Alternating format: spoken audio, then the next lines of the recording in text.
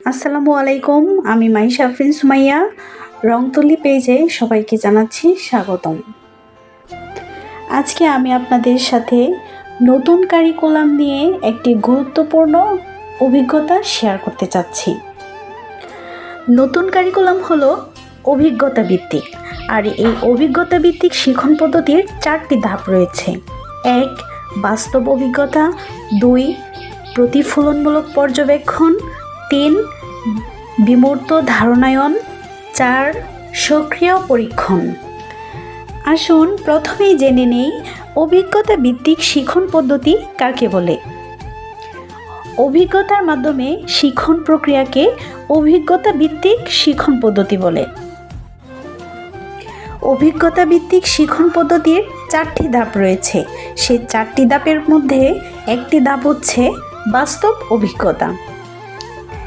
যে বিষয়ে যোগ্যতা অর্জন করানো হয় সে বিষয়ে শিক্ষক একটি বাস্তব অভিজ্ঞতার শিক্ষার্থীদের নিয়ে যাবেন। এটি হবে নিজের অর্জিত বাস্তব অভিজ্ঞতা, হতে পারে আমাদের চারপাশের প্রত্যক্ষ ঘটনাবলী।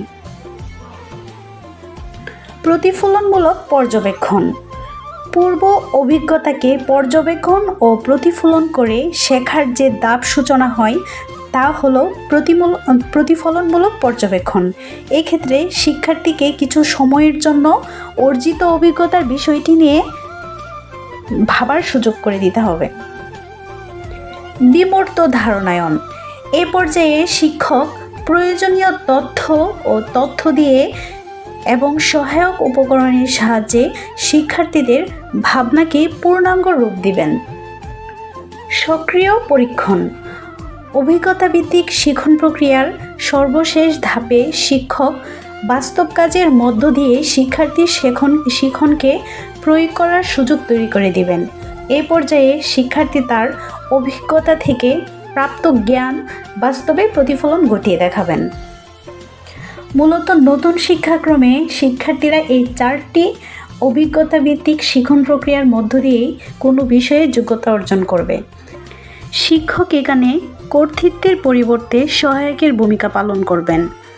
চলমান 4র্থ শিল্প বিপ্লব সম্পন্ন হলে 2030 সাল নাগাদ প্রায় 65% কর্মজীবী মানুষ কর্মহীন হয়ে পড়বে বলে ধারণা করা হচ্ছে।